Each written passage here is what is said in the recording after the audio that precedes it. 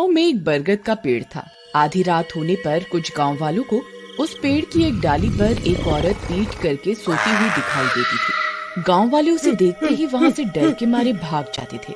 सभी गांव वालों का मानना था कि वो औरत कोई आम औरत नहीं है, वो एक चुड़ैल है जो पेड़ पर रहती है। उस इलाके में उस चुड़ैल की दहशत बहुत बढ़ गई थी, जिसकी वजह से लोग वहाँ से अपना घर खाली करके जाने लगे थे। अजी देखिए, सब लोग इस इलाके को खाली करके जा रहे हैं। मुझे लगता है हमें भी यहाँ नहीं रहना चाहिए। अगर किसी दिन वो चुड़ैल पेड़ से नीचे उतर आई तो हमारी लाश भी नहीं मिलेगी। अरे तुम पागल हो गई हो, कोई चुड़ैल उड़ैल नहीं होती, ये सब गांव वालों का वहम है। अजी आपका दिमाग तो खराब नहीं हो गया? बहुत सारे गांव वालों ने अपनी आंखों से उस चुड़ैल को पेड़ पर लेटे हुए देखा है। अरे यार, अब इसके वहम का इलाज कैसे करूं? अच्छा ठीक है, मुझे एक दिन का समय तो दो, हम कल यहाँ से घर खाली करके चले जाएंगे। फिर रात होने पर उस इलाके में सिर्फ वो दोनों ही बचे होते हैं। बाकी सभी लोग वहाँ से अपना घर खाली करके जा चुके होते हैं। सुषमा खिड़की के पास खड़ी होती है। अजी मुझे तो बहुत डर लग रहा है जी। देखिए ना, बाहर कितना सन्नाटा है। यहाँ हमारे अलावा और कोई भी नहीं है। कमबख्त सबके सब गांव वाले इस इलाके को छोड़कर भाग गए हैं। अरे कुछ नहीं होगा, तुम डरो मत। मैंने दूसरी जगह पर एक घर किराए पर देख लिया है। हम सुबह होते ही इस जगह को छोड़कर चले जाएंगे।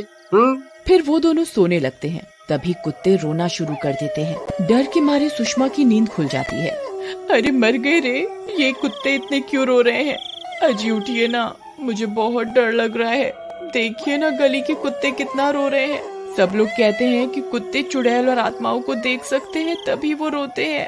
अरे यार, तुम भी सुनी सुनाई बातों पर विश्वास करती हो। कुत्ते चुड़ैल को देखकर नहीं, बल्कि भूख लगने की वजह से रोते हैं।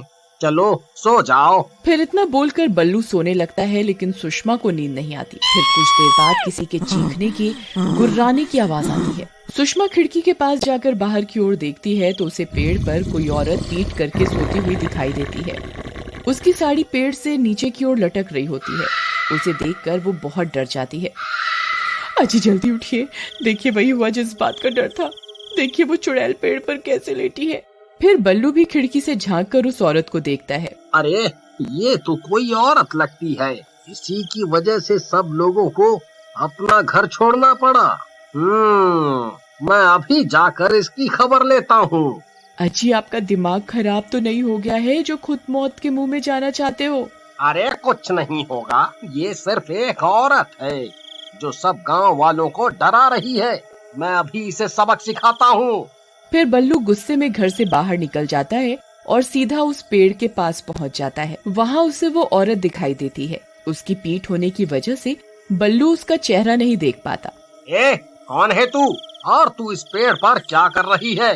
तेरी वजह से यहाँ के सब लोगों को अपना अपना घर छोड़कर जाना पड़ा।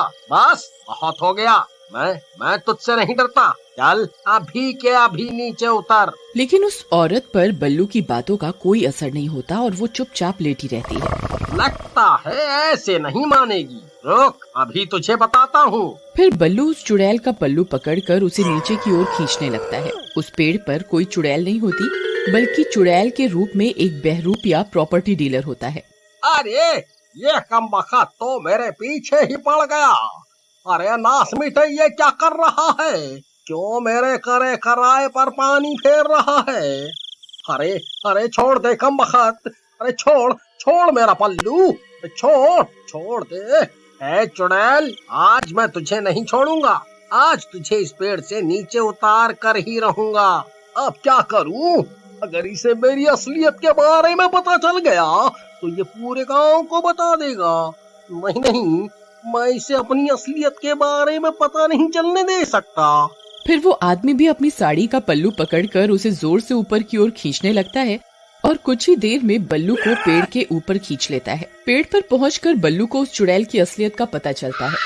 अरे तू, ये कैसे हो सकता है? अच्छा, तो तू एक बहरूपिया है जो लोगों को चुड़ैल बनकर डरा रहा था। फिर वो आदमी बल्लू के मुंह पर अपना दुपट्टा फाड़कर बांधता है ताकि बल्लू शोर न मचा सके। दूसरी तरफ बल्लू को पेड़ पर खींचता हुआ देखकर सुषमा डर जाती है। हे भगवान, इस चुड़ैल ने तो इन्हें पेड़ के ऊपर खींच लिया, अब क्या करूं? फिर सुषमा भागती हुई सीधा गांव के सरपंच के पास जाती है और सरपंच को इस घटना के बारे में बताती है। अब तो हद ही हो गई, आज तक उस चुड़ैल ने किसी पर हमला नहीं किया था, अब हमें उस पेड़ का कुछ न कुछ करना ही होगा। फिर सरपंच कुछ गांव वालों को अपने साथ लेकर उस पेड़ की ओर जाता है। देखिए सरपंच जी, ये यहीं खड़े हुए थे, तभी उस चुड़ैल ने इन्हें ऊपर की ओर खींच लिया। फिर सब गांव वाले ऊपर की ओर देखने लगते हैं, लेकिन पेड़ बहुत घना होने की वजह से उन्हें कुछ दिखाई नहीं देता। वहीं ऊपर पेड़ में वो बहरूपिया छुपा हुआ बैठा होता है। उसने बल्लू को पेड़ से बांध रखा होता है। बल्लू चिल्लाने की बहुत कोशिश करता है, लेकिन मुंह पर कपड़ा बंधा होने की वजह से वो किसी को उसकी असलियत नहीं बता पाता। कमबख्त, देख तेरी वजह से क्या हो गया। आज तक डर के मारे कोई भी गांव वाला यहाँ आने की हिम्मत नहीं करता है। मेरी तरकीब सही काम कर रही थी, सब गांव वाले ये इलाका छोड़कर जा रहे थे और मैं इन सब की जमीनों को औने पौने दामों में खरीद सकता था, लेकिन तूने सब चौपट कर दिया। अब चुपचाप कहीं बैठा रह, नहीं तो तेरी गर्दन काट कर नीचे फेंक दूंगा। मुझे कुछ ना कुछ करना होगा ताकि ये गांव वाले यहाँ से भाग जाएं। फिर वो बहरूपिया स्पीकर में चुड़ैल की डरावनी आवाजें बजाने लगता है।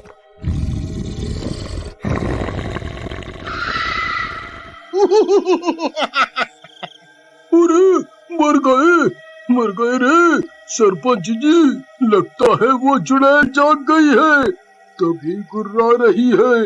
मुझे लगत है हमें यहाँ और नहीं रुकना चाहिए, चलो यहाँ से चलते हैं। नहीं, अब हम और डर डर के नहीं जी सकते। आज हम इस चुड़ैल को मजा चखा कर ही रहेंगे। भीमा, एक काम करो, इस पेड़ को आग के हवाले कर दो। ना रहेगा बांस, ना बजेगी बांसुरी। नहीं नहीं सरपंच जी, अगर आपने पेड़ पर आग लगवा दी तो मेरे पति का क्या होगा? बल्लू अब तक मर चुका होगा, उस चुड़ैल ने कब का उसे खा लिया होगा, उसके बचने की कोई उम्मीद नहीं है अब। अरे मर गए रे, ये कमबख्त गांव वाले तो इस पेड़ को आग के हवाले करना चाहते हैं, अब क्या करूं? तभी ये सब सुनकर बल्लू छटपटाने लगता है। फिर वो बहरूपिया उसके मुंह से वो कपड़ा हटा देता है। अरे नास मिटे बहरूपिये, आज तू नहीं बचने वाला, आज तेरा पर्दा फाश होकर ही रहेगा। अरे भाई, मेरा पर्दा फाश तो तब करोगे जब जिंदा बचोगे। गांव वाले इस पेड़ को आग के हवाले करने जा रहे हैं। तभी भीमा पेड़ को आग के हवाले कर देता है। अरे अरे अरे मर गया रे, अरे अरे कमबख्त तो रुक जाओ, अरे अरे मर गया रे।